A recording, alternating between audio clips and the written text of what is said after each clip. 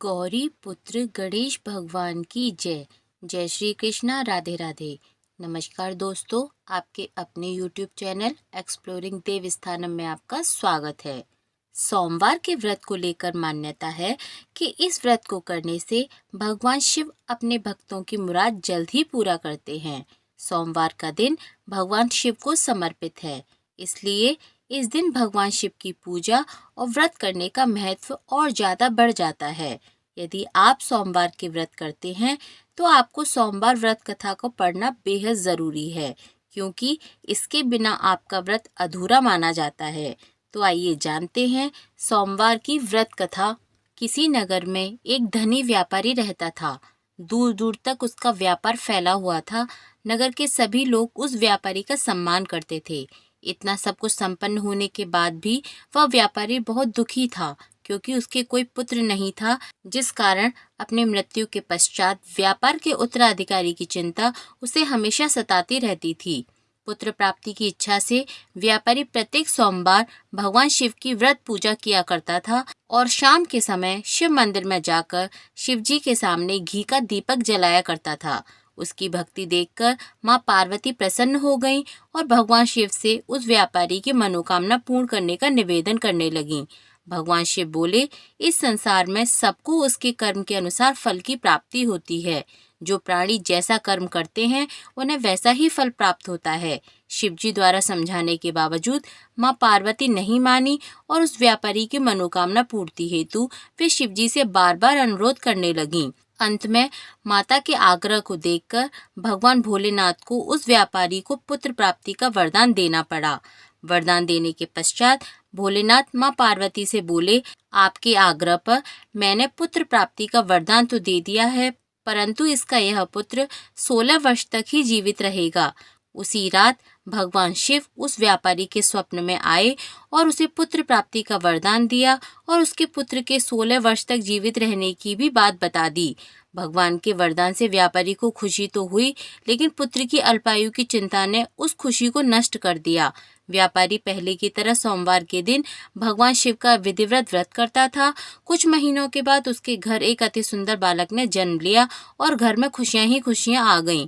बहुत धूमधाम से पुत्र जन्म का समारोह मनाया गया, परंतु व्यापारी को पुत्र के जन्म की अधिक खुशी नहीं हुई, क्योंकि उसे पुत्र की अल्पायु के रहस्य का पता था।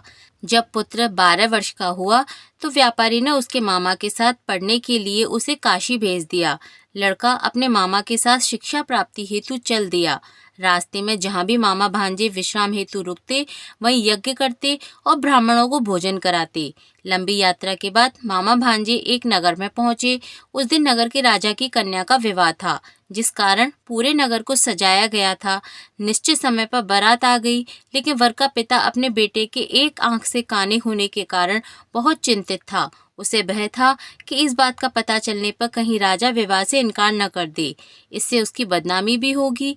जब वर के पिता ने व्यापारी के पुत्र को देखा तो उसके मस्तिष्क में एक विचार आया।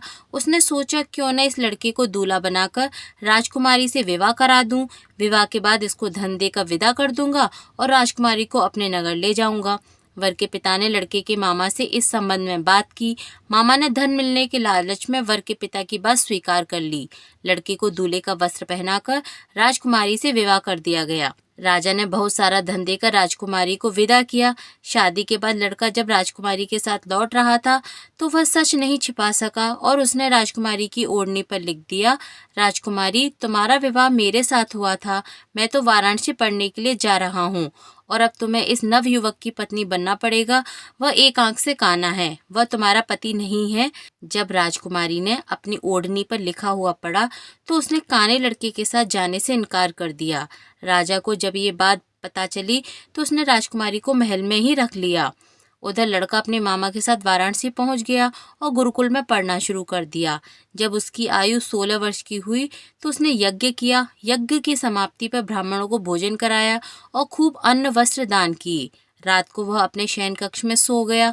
शिव के वरदान के अनुसार शयन अवस्था में ही उसने अपने प्राण छोड़ दिए। सूर्योदय होने पर मामा ने जब अपने मृत भांजे को देखा तो रोना पीटना शुरू कर दिया। आसपास के लोग भी एकत्र होकर दुख प्रकट करने लगे। लड़के के मामा के रोने विलाप करने के स्वर समीप से गुजरते हुए भगवान शिव और माता पार्वती ने भी सुने।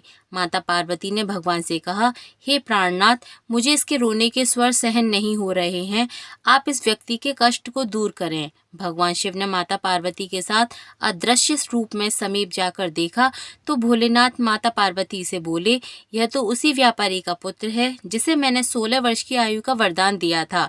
इसकी आयु पूरी हो गई है। माँ पार्वती ने फिर भगवान शिव से निवेदन कर उस बालक को जीवन देने की आग्रह किया। माता पार्वती के आग्रह पर भगवान शिव ने उस लड़के को जीवित होने का वरदान दिया और कुछ ही पल में वह जीवित होकर उठ बैठ गया। शिक्षा समाप्त करके लड़का मामा के साथ अपने नगर की ओर चल दिया। दोनों चलते हुए उसी नगर में पहुंचे जहां उसका विवाह हुआ था। उस नगर में भी यज्ञ का आयोजन किया। समीप से गुजरते हुए एक नगर के राजा ने यज्ञ का आयोजन देखा और उसने तुरंत ही लड़के और उसके मामा को पहचान लिया।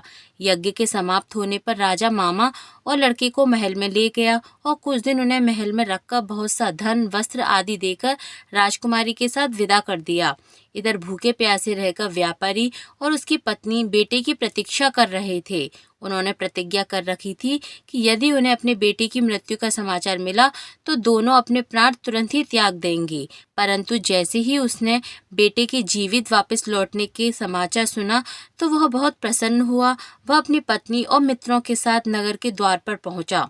अपने बेटे के विवाह का समाचार सुनकर पुत्र वधू राजकुमारी को देखकर उसकी खुशी का ठिकाना न रहा।